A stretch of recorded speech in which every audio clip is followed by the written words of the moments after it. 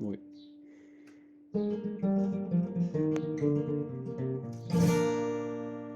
Salut les amigos, c'est Renardo pour 7 milliards d'êtres humains. Et on m'a appris il y a pas longtemps que nous étions maintenant plus de 8 milliards. Donc, à partir d'aujourd'hui, le podcast change de nom pour 8 milliards d'êtres humains. Aujourd'hui, je suis avec des invités un peu particuliers puisqu'il s'agit de mes parents. Pour les présenter rapidement, ils ont 65 et 63 ans, et je vous laisse deviner en commentaire qui a quel âge. Ils se sont rencontrés à 18 et 16 ans, et sont toujours ensemble. Ils ont toujours bougé et beaucoup grimpé, notamment à Fontainebleau depuis les années 80. Ils sont maintenant tous deux retraités et profitent de ce temps pour se fixer de nouveaux objectifs. Et on commence aujourd'hui avec Mister Patrick, ici présent. Est-ce que tu peux nous faire un petit résumé de ta vie dans les grandes lignes? Donc, dans les grandes lignes, je suis né il y a un certain temps. J'ai été à l'école comme tout le monde. J'ai arrêté assez tôt, à l'âge de 15 ans, on va dire par choix. À partir de là, j'ai fait un peu tout et n'importe quoi comme petit boulot. Et puis, c'est dur de parler comme ça en fait. Ah bah t'as pas l'habitude, Voilà. c'est normal. On s'est rencontré avec ta mère il y a un certain temps déjà, effectivement. Et en fait, ce qui nous a fait nous rencontrer réellement, en dehors des galères et tout ça, puis de la vie qu'on menait à l'époque, c'est le fait qu'on aimait bouger et que de toute façon, pour nous, c'était une condition sine qua non pour exister, on va dire. En l'occurrence, la première des choses qui nous faisait bouger, c'est simplement le fait de marcher, d'être obligé de marcher pour aller à la rencontre l'un de l'autre, ou simplement pour se déplacer pour des raisons X ou Y. Et donc nous marchions sans réfléchir, nous marchions tout le temps. Et quand tu dis pour aller à la rencontre l'un de l'autre, vous habitiez loin? Une petite dizaine de kilomètres l'un de l'autre.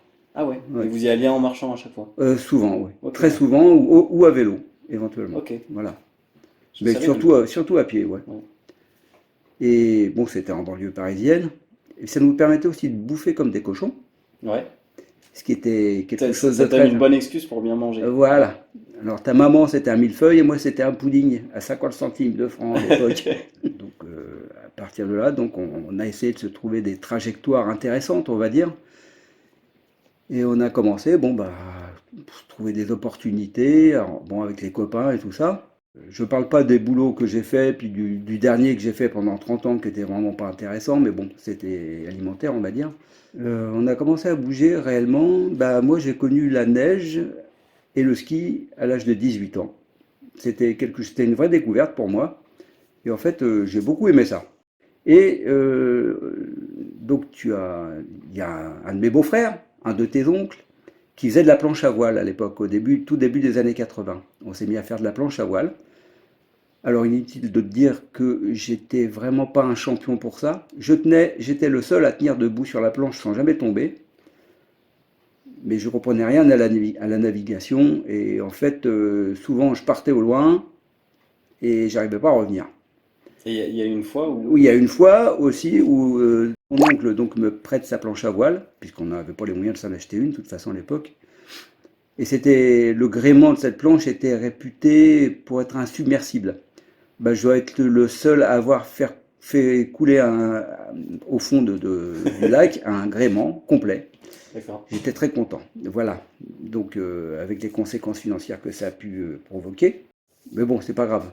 Et bon, et puis un jour, j'avais déjà eu l'occasion d'aller, enfin, nous avions déjà eu l'occasion d'aller 2, 3 fois à Fontainebleau pour se promener, puis j'avais découvert cet univers, mais de loin comme ça.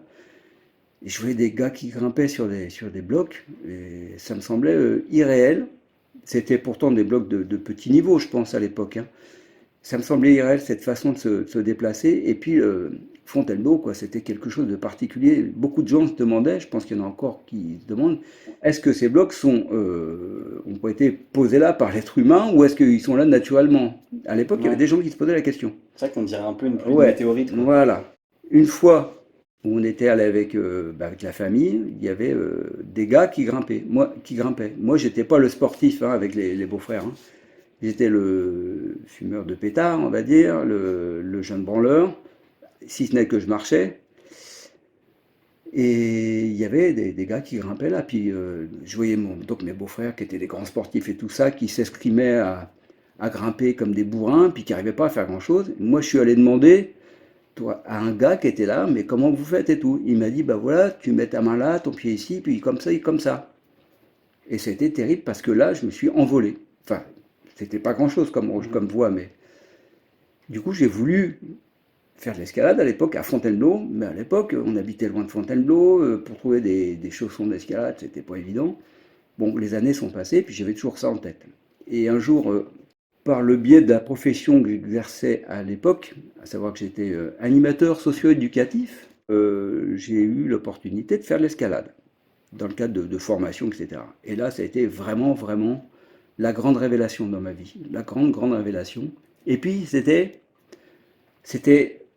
en plein boom médiatique avec un certain monsieur Edlinger, qui est très connu pour ses grands solos et tout ça. Et puis voilà quoi, je sais pas, c'était vraiment un truc qui m'a emmené très loin, qui m'a fait bouger, qui m'a donné des motifs d'en chier par ailleurs.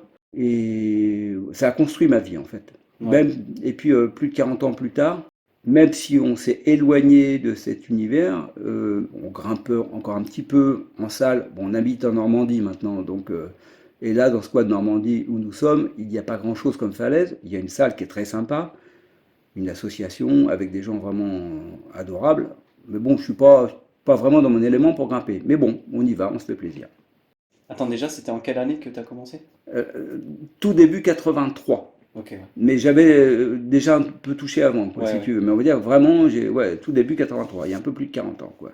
Et ce que vous m'aviez dit, tous les deux, c'est que c'était, justement, là, tu as dit, c'était un motif pour en chier. Ouais, Et ça justifiait le reste, en fait, quoi. voilà. Ouais. Dire la fin, pour moi, la fin, c'était de pouvoir grimper, de pouvoir me Ouais. réaliser au travers de cette activité. J'aime pas parler de sport parce que c'est au-delà de ça, moi. Mm. C'est pas, je suis pas sportif dans l'absolu. J'aime Ouais. pas la compétition. De toute façon, je suis mauvais joueur. Mm. Et puis voilà, pour moi le mot sport, Mm. ça implique un cadre, des fédérations, des choses comme ça, choses dont j'ai horreur. Voilà, ça, oui, tout ce que tu dois faire comme effort par ailleurs. Par exemple, bah, je suis devenu salarié à la Poste, pour être clair, Ouais. enfin fonctionnaire à la Poste. C'était aussi pour ça que j'ai accepté quelque part de m'impliquer dans ce parcours professionnel-là. Pour d'autres motifs aussi, bien sûr. Ouais. Mais voilà, tout ça, il y avait vraiment une fin. Et la fin, c'était de pouvoir se réaliser en grimpant. Et pour la montagne aussi, puisque d'ailleurs, tu es né à Briançon comme ton frère. Donc, Ouais. Briançon que j'ai pas beaucoup connu, non, mais voilà. Mais donc là, c'était, si tu veux, c'était. Moi, j'ai pu me faire muter à mm. Briançon grâce à la Poste à Ouais. l'époque. C'était aussi quelque chose d'important, quoi. Voilà. Et puis aujourd'hui, ben, comme tu le disais, maintenant je suis retraité depuis. J'étais jeune retraité puisque j'étais retraité à l'âge de 58 ans. Et ça fait donc 5 ans. Donc bah voilà, ceux qui peuvent, ils calculent qui c'est qui a 63 et 65, comme ça c'est facile. Pour revenir sur l'escalade à Fontainebleau, je dirais qu'on a eu la chance de rencontrer des gens très chouettes, comme une personne qu'on appelait Jésus, qui était silencieux, mais qui nous montrait des traversées au Bas-Cuvier à Fontainebleau. L'écran pavé mer. Il y avait une beauté du geste, il y avait une légèreté, et en fait, en le regardant, ça nous aidait aussi à travailler la beauté du geste, à affiner les mouvements. On a eu la chance donc de rencontrer Linger qui était très cordial, de rencontrer Catherine Destivels qui était très agréable aussi. Et donc on n'avait pas l'esprit de compétition, mais je pense qu'on était dans le dépassement de soi-même. On retravaillait différents mouvements, on essayait de s'améliorer, de sortir des voies de plus en plus difficiles. C'était le dépassement de soi et à l'époque, donc il n'y avait pas de crash pad, donc quand on tombait des rochers, ben, Ouais. on essayait de tomber, de se faire le moins mal possible.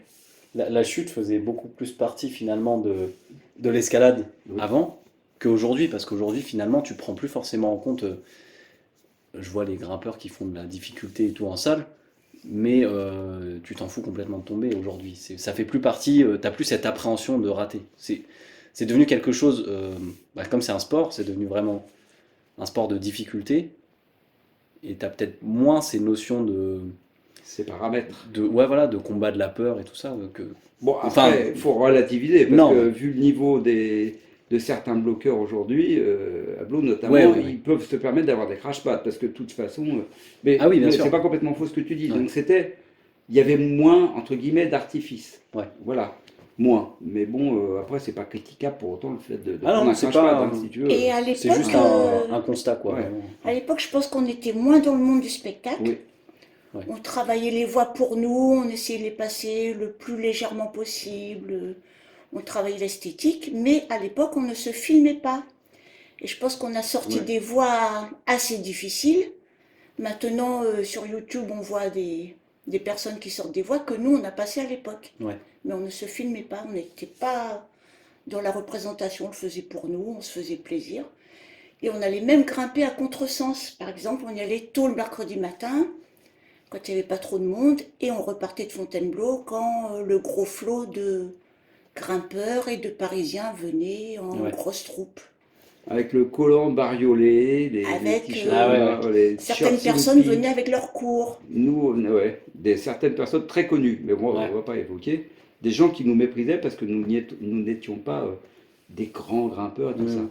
Même si on a acquis un certain niveau, on n'est jamais devenu des grands grimpeurs. Mm. Puis bon, nous, on bossait comme des tordus à côté, quand Ouais. même. On passait notre temps à ça. La moindre disponibilité qu'on pouvait avoir, même quand vous êtes né, parce que tu te rappelles que tout petit, on vous emmenait tout le temps à Blo, on vous laissait Ouais, vous ouais. débrouiller dans la forêt, Ah en ouais. clair. C'était la moindre disponibilité, on la mettait à profit. Petite aussi précision, nous travaillions très peu les voix, Ouais. à 2 ou 3 exceptions près. Moi, j'avais horreur de ça, j'avais pas de temps à perdre pour ça. Ouais. Donc, ce qui peut expliquer aussi que nous n'avons pas passé des voix d'un niveau hyper.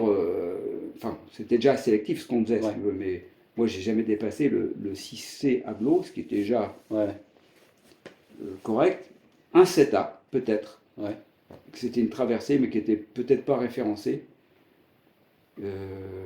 6C Blo, j'ai fait 1 ou 2 flashs, Ouais. beaucoup de 6B. Ta mère a été quand même dans du 6A, 6B aussi à des moments. Ouais. Mais en travaillant très peu les voix, voire en les travaillant pas. Si tu veux, c'est pas pour dire qu'on avait plus de mérite ou quoi. Ouais. Je pense qu'on aurait pu faire mieux Mm. en travaillant. Mais c'est qu'on avait l'essentiel de notre engagement, c'était de profiter, de grimper, Ouais. voilà, pas de se faire chier à sauter 20 fois pour recommencer tel mouvement Ouais. ou je sais pas quoi. Ça arrivait des fois, mais c'était quand Ouais. même rare, quoi. Ouais. C'était- Oui, c'est quelque chose que moi j'ai beaucoup vécu dans le parcours, justement, quand je Oui. commençais et tout. Ouais. Et des fois, il y avait. Je pouvais passer 2 heures, enfin même plus des fois. Mm. On passait 2 heures sur un saut, tu vois, Ouais. à juste rater le truc. Je peux pas dire que ça m'a pas fait progresser, mais en tout cas, il y avait un côté très frustrant, tu vois. Et des fois, je rentrais vraiment de la session Ouais. et j'étais énervé, tu vois. Ouais. Quand j'avais Ouais. pas réussi à le faire à la fin, j'étais énervé. Et c'est vrai que petit à petit, je me suis dirigé plus vers quelque chose que, Plus spontané, plus. voilà, tu oui. sais que tu peux le faire. Après, Voilà. voilà, Et puis après, tu l'important, c'est progresses de toute voilà. façon. Ouais. Et puis il y a des moments, effectivement, tu vas chercher un peu plus loin. Mais je vois des jeunes, d'ailleurs, je les admire, hein, Ouais. des gars qui mettent, enfin, chez les grands grimpeurs Ouais. d'aujourd'hui, des gars, ils restent sur un bloc pendant 2 ans, je n'ai pas de Ouais. nom en tête, mais ils vont se tanker dessus pendant, genre le mec, il va se mettre au pied de la boîte pendant 2 semaines, tout le temps, il va être dessus, mais c'est des trucs avec des cotations qu'on n'imaginait Ouais. même pas il y a 35 ans. Hein. Et je me dis, ouais, c'est vachement fort. Mais on n'a pas la même, quelque part, je trouve qu'on n'a pas, peut-être pas exactement la même approche. C'est pas une question de qualité, Ouais. c'est peut-être que les choses, elles ont évolué, puis nous, enfin, nous deux, je parle Ouais. vraiment pour nous deux, là. Notre mentalité, c'était de profiter, quoi. Mm. On n'avait pas de temps à perdre, entre guillemets, justement, pour travailler les voix. Ouais. Puis travailler, ça voulait dire, voilà, rester, t'arrivais, Ouais. si tu avais une journée pour grimper, moi, une journée pour grimper, c'était une journée, je grimpais. Point. Ouais. C'était pas, à part quelques blocs que j'ai essayé Oui. 3-4 fois, mais au bout d'un moment, je disais, c'est bon, quoi. Et puis, il y avait de la convivialité parce qu'on y allait Ouais. avec des copains. Quand on est allé grimper dans les Alpes avec Pierre et Pascal, pour moi c'était super important. Ouais. On a fait des beaux quartiers à 2 cordées, c'était un moment vraiment intense. On en est sorti à 22 heures, il faisait nuit. Alors, c'est quoi les beaux quartiers? Bah, c'était une voie qui se situe dans le massif des Cerces, à côté de dans le Briançonnais, Mhm. sur un sommet qui s'appelle l'Aiguillette du Lozay. Donc c'est une voie qui doit faire je sais pas, une quinzaine de longueurs, peut-être, je ne me rappelle plus. C'est une voie à côté TDSU peu D1, on va dire, avec du 6B obligatoire dedans. Ouais. Mais très engagé, quoi. C'était. Enfin, très engagé. C'était pas du bloc, quoi. Donc ça, c'était une voie de référence pour nous, quoi. Ça demandait de Voilà. l'endurance. Et on a fait ça à 4, moi je l'ai refait plus tard avec Pierre, et on a fait ça comme ça au DOT, quoi. Tu vois, c'est en venant au pied levé, quoi. Et Voilà. puis on a fait une grande voie sur la Dibona L'aiguille d'Ibona. avec Olivier Ouais. aussi, là on y a passé du temps. Quand on est sorti de la voie, il y avait les nuages Ben, on s'est pris qui défilaient au-dessus de nos têtes, c'était assez impressionnant. On s'est pris On se disait des qu'il abeilles, fallait hein, faire ouais. vite, quoi. Ah ouais, ouais. Ouais, l'orage et tout. Bon, après, il y a eu plein d'autres épisodes comme ça, mais là, ils ont été marquants parce qu'on était tous ensemble. Ouais. On était tous les deux avec maman, on était avec les copains. Ouais. Parce que des fois, c'est arrivé que moi, j'ai des galères comme ça, enfin des galères, des moments comme ça, mais avec un copain où on n'était pas tous ensemble, quoi, si tu veux. Et là, il y a vraiment ce côté-là, on vit quelque chose Ouais. d'intense, pas forcément rigolo sur le coup, si tu veux. Ouais. Mais on est plusieurs à le vivre, quoi. Et je dirais qu'avec les copines, parce qu'à l'époque il y avait Pascal, il y avait Frédéric, en fait c'était pas vraiment de la compétition mais de l'émulation. Ouais. Si une copine arrivait à passer un pas ou arrivait à sortir d'une voie, et ben ça donnait envie de le faire aussi. Voilà, c'était stimulant. Et vous avez fait des solos aussi. Ouais, oui. Bah, maman te parlera des siens. Ouais. Oui, j'en ai fait quelques-uns. Il y en a que j'ai fait juste au moment de la naissance de ton frère, Ouais. qui est un peu plus âgé que toi, parce que je me disais que c'était le dernier carat pour faire ça. Parce que j'avais Ouais. des mômes, j'en avais un, Ouais. et puis après deux. Après, je vais peut-être refaire un ou deux. C'était pas le moment de se planter. Bah, c'est-à-dire quand tu fais un solo, bon, c'était pas des solos, je suis pas Alain Robert, hein, je suis pas émergé non plus, mais j'ai quand même tapé dans des trucs enfin des passages en 6B, c'est des passages, Ouais. peu engagés à ce moment-là. Si je me crachais, bon, je tombais sur une vire. Mais sinon, ouais, j'étais dans le 5C, quoi, sans problème. Ouais. C'est pas énorme, mais Ouais, bon, bon, c'est- sur quand même 7, 8, 10 longueurs. Bon. 7, 8, 10 longueurs, ça représente. Là, en l'occurrence, c'était aux alentours de 120 mètres d'escalade, pas de Ok. dénivelé, mais peut-être 100 mètres de hauteur, je peux exactement. Tu vois. Ouais. Voilà. Ok. Voilà, bon, fallait pas tomber, quoi. Et Bah puis non. d'autres, un peu moins haut. Vaut Voilà. mieux éviter. Voilà. Bon, si t'étais tombé, de toute façon, on ferait pas le podcast. Voilà Comment ça s'appelait ce que j'ai fait à ça? la Madier, la voie Madier, c'est la voie basique à Safre en Bourgogne. Ouais. Bon, je l'ai faite en solo, mais c'était comme un escalier. C'est juste que je savais pas redescendre après. Bah, pour une petite demoiselle, dis donc, voilà, c'était rigolo parce que, Donc en fait, il a fallu que Pat vienne me sauver avec la corde et monter avec la corde. Je n'arrivais pas à redescendre. Ah ouais. ouais, c'est-à-dire que j'avais la corde sur l'épaule. Bon, c'était du 3 plus 4, Ouais. je ne sais pas. Mais bon, c'était quand même c'était de l'escalade déjà, quand Ouais. même, si tu veux. C'était pas très dur, mais loin de là, mais il fallait y aller quand même, quoi. Hein. Ouais, bah. Et surtout que c'était Non, sur la grande tour, je crois que ça s'appelle la tour carrée à Safre. Un endroit où on allait énormément, justement. On avait une bonne part d'inconscience. Voilà, beaucoup de ça. Heureusement qu'on s'en est bien sorti. Bon, c'était pas de l'inconscience à proprement parler, parce que sinon, Non. vous Ouais, ne non. seriez plus là. Je Non. veux dire, à un moment, ça vous aurait joué des Bah, tours. Tu vois. c'est-à-dire qu'en fait, le solo, c'était vraiment. Moi, je préparais. Enfin, pas moi non plus. Mhm. C'est pas des trucs qui se préparent.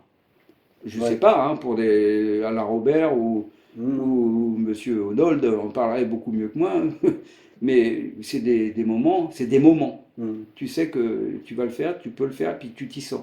Ouais. C'est quelque chose, bah, comme quand tu fais tes sauts en parcours, Ouais, quoi, ouais. tu sais, tu dis, là j'y vais, quoi. Mhm. Tu sais que tu peux te planter. Ouais. Et il y a ce côté aléatoire. Même si, pas forcément des jours où j'étais en forme d'ailleurs, Mhm. mais voilà, ça partait comme ça. Ouais, aléatoire, tu veux dire dans le moment où. Le moment, Le où, moment tu, où tu. le moment où Voilà, tu le fais. c'est le moment, Voilà. quoi. Et puis Ouais. bon, de toute façon, par définition, c'est aléatoire et aléatoire, le solo. Hein, Oui, parce oui. que, mais voilà, c'était une forme d'inspiration. Ouais, C'était un moment, comment on dit, des instants de grâce. Tu sais, ouais, voilà, les états de grâce. ouais, Comme quand tu passes un super bloc vachement dur, parce que ça m'est arrivé de passer des trucs à bloc qui n'étaient pas. Bon, toujours pareil, hein, mm, j'étais pas dans le 8A, moi. Hein, ouais, mais où tu arrives dans un truc, bah 6B à bloc, quand même, même aujourd'hui, c'est pas rien encore. ouais, Quoi, tu arrives, tu passes à vue, totalement à vue. Quoi. ouais, Et des trucs qui n'étaient pas donnés, loin de là. Et puis tu l'as fait 2 fois, 3 fois, terminé. ouais.